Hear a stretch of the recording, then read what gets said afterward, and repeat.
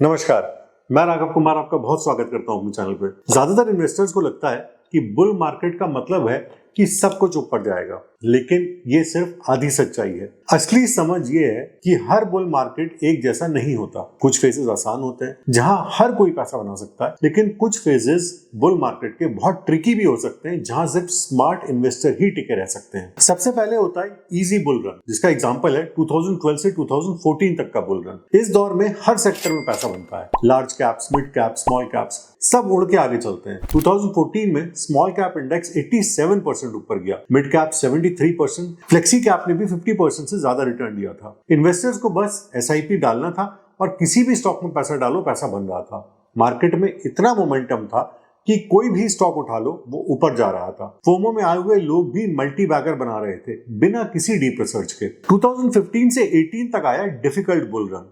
इस दौरान सिर्फ लार्ज कैप्स में थोड़ा बहुत पैसा बन रहा था, जहां 5 से 13% का CAGR था, लेकिन स्मॉल कैप और माइक्रो कैप में काफी गिरावट भी आई थी और इस सेगमेंट के लिए एक टाइम काफी चैलेंजिंग था। इन्वेस्टिंग एक आर्ट बन चुकी थी। ब्लाइंड इन्वेस्टिंग से नुकसान हो रहा था। सही वैल्यूएशन, सही सेक्टर और सही एंट्री टाइमिंग के बिना रिटर्न्स बनाना मुश्किल था। हालांकि माइक्रो कैप और स्मॉल कैप काफी चैलेंजिंग थे, लेकिन फिर भी स्टॉक स्पेसिफिक एक्शन बहुत स्ट्रॉन्ग था। इस समय 2024, 25, 26 के टाइम में हम कहां हैं? कुछ म्यूचुअल फंड्स के इन्वेस्टमेंट ऑफिसर्स का मानना है कि हम इस समय एक डिफिकल्ट बुल रन के फेज में आ चुके हैं। मतलब कि बाय एंड होल्ड इस समय यूनिवर्सल फॉर्मूला हो सकता है ना रहे। सेक्टर रोटेशन काफी जरूरी हो सकती है। एक्टिव चर्निंग और शार्प एनालिसिस की डिमांड भी बन सकती है। इस चैप्टर का टेक अवे ये है कि अब हर स्टॉक पैसा नहीं बनाएगा। स्किल और सिलेक्शन का टाइम है, स्पेकुलेशन का टाइम खत्म हो चुका है।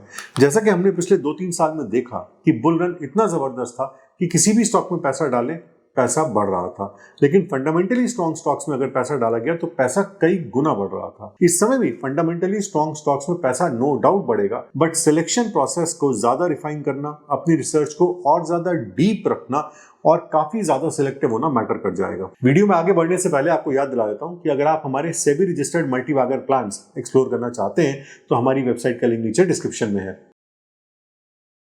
यूएस मार्केट्स में फिलहाल डर का माहौल है। इन्वेस्टर्स इक्विटी से निकलकर सेफर ऑप्शंस जैसे कि बॉन्ड्स, एफडीज या ट्रेजरी इंस्ट्रूमेंट्स की तरफ जा रहे हैं। नास्डैक और S&P 500 फ्लैट या नेगेटिव रिटर्न्स दे रहे हैं। इंटरेस्ट रेट्स को लेकर अनसर्टेनिटी बनी हुई है। यूएस डेट सीलिंग को लेकर डर है कि सरकार के पास पैसे खत्म हो सकते हैं। पॉलिटिकल इंस्टेबिलिटी और ट्रम्प फैक्टर भी वोलेटिलिटी को बढ़ा रहे हैं। रिस्क ऑफ का मतलब होता है जब लोग रिस्क लेना अवॉइड करना शुरू कर देते हैं। वहीं दूसरी तरफ इंडिया इस समय रिस्क ऑन मोड में है।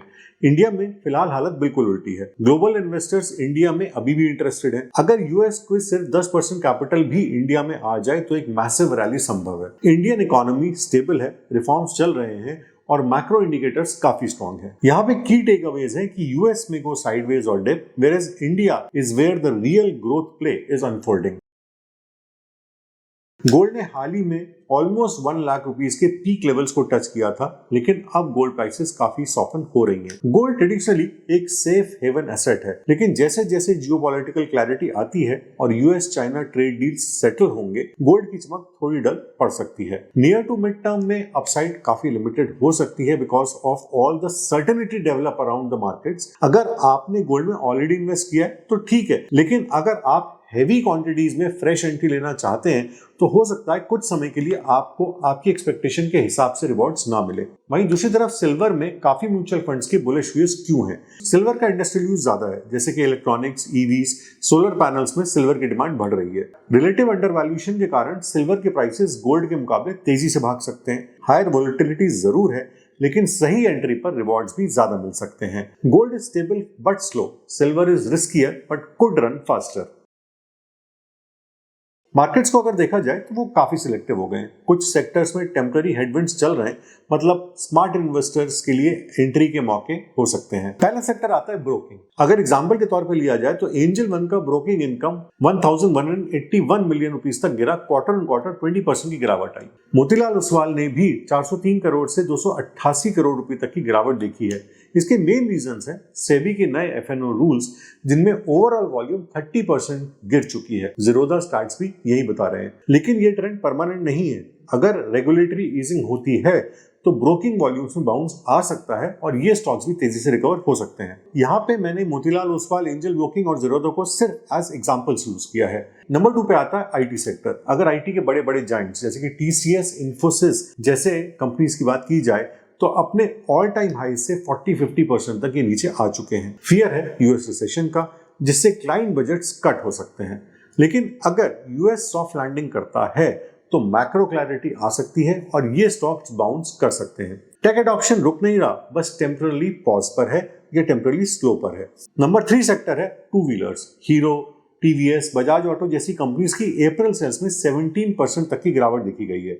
लेकिन 3 बड़े टेलविंड्स हैं।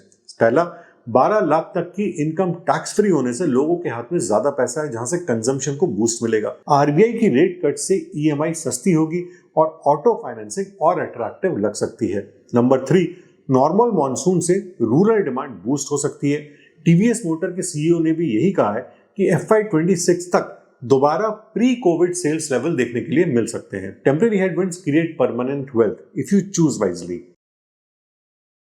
जब स्टॉक प्राइस गिरती है और डिविडेंड पे आउट सेम रहता है तो डिविडेंड यील्ड अपने आप बढ़ जाता है। इस समय कुछ कुछ वैसा ही हो रहा है। फॉर एग्जांपल, अगर आपने 100 रुपए का स्टॉक खरीदा है जो कि एक साल में 5 रुपए का डिविडेंड दे रहा था तो आपका डिविडेंड यील्ड था 5%। लेकिन वही स्टॉक अगर गिरकर 70 रुपीज हो जाता है तो अब आपका डिविडेंड यील्ड 7% हो जाता है। मतलब फ्रेश एंट्री पे आपको ना सिर्फ यहाँ से कैपिटल गेन का भी मौका मिलता है बल्कि रेगुलर पैसिव इनकम भी आपकी बढ़ सकती है। अभी बहुत सी ब्लू चिप कंपनीज ऐसी हैं जो काफी डिस्काउंट पर चल रही हैं, जिनका डिविडेंड ट्रैक रिकॉर्ड भी काफी शानदार है। डिविडेंड स्टॉक्स एक तरह से इन्फ्लेशन हेज भी हैं और लॉन्ग टर्म वेल्थ क्रिएशन के टूल्स भी बन सकते हैं, क्योंकि डिविडेंड का यील्ड सीधा सीधा स्टॉक की प्राइस पे डिपेंड करता है। अगर डिविडेंड की एब्सोल्यूट अमाउंट कांस्टेंट है और स्टॉक किसी भी वजह से डिस्काउंट पे है तो डेफिनेटली डिविडेंड यील्ड बढ़ता है और यहाँ से हम कैपिटल एप्रिसिएशन के साथ साथ डिविडेंड की एक रेगुलर इनकम का भी फायदा उठा सकते हैं। Dividends aren't boring, they are stealth wealth creators during sideways markets. पिछले 4 साल से चल रहे इजी बुल फेज से अब हम डिफिकल्ट बुल रन में आ चुके हैं। मतलब कि अब स्मार्ट स्ट्रैटेजी जरूरी है। यूएस रिस्क ऑफ मोड में है लेकिन इंडिया अभी भी मोमेंटम में है। गोल्ड में अपसाइड लिमिटेड है, सिल्वर में ज्यादा पोटेंशियल हो सकता है because of its industrial use. Beaten down sectors और डिविडेंड स्टॉक्स, ये हैं आज के contrarian but smart investing place. Investors के लिए सबसे अच्छा सक्सेस फॉर्मूला रहेगा stay sharp, rotate wisely, focus on quality, ignore the noise. हालांकि मार्केट्स में इन्वेस्ट करते समय सबसे स्मार्ट मूव ये रहती है कि आप कभी भी शॉर्ट टर्म गोल्स पे फोकस ना करें या शॉर्ट टर्म प्रॉफिट्स पे फोकस ना करें। अगर आप अच्छी रिसर्च, डीप डाइव रिसर्च के साथ इन्वेस्ट करते हैं, सेक्टर की, मैक्रो इकोनॉमिक्स की और खासतौर से कंपनी की, यानी कि माइक्रो इकोनॉमिक लेवल पे आपने अच्छे से स्टडी की है, मैक्रो और माइक्रो इकोनॉमिक्स दोनों को आपने आपस में अच्छे से कनेक्ट किया है और आप 5 से 7 साल किसी भी कंपनी को या अपने पोर्टफोलियो को होल्ड करने की क्षमता रखते हैं तो डेफिनेटली ये आपके लिए काफी बड़ा वेल्थ क्रिएटर हो सकता है। क्योंकि फाइनली आपके लिए सबसे बड़ा वेल्थ क्रिएटर है इंडिया की इकोनॉमी। इंडिया की इकोनॉमी पिछले कुछ सालों से एक तेज बुल रन में है और आने वाले कई सालों तक, बल्कि कई डिकेड्स तक एक बड़े बुल रन में रहेगी। भारत सरकार का फोकस ज्यादातर सभी सेक्टर्स पे है, सभी सेगमेंट्स पे है।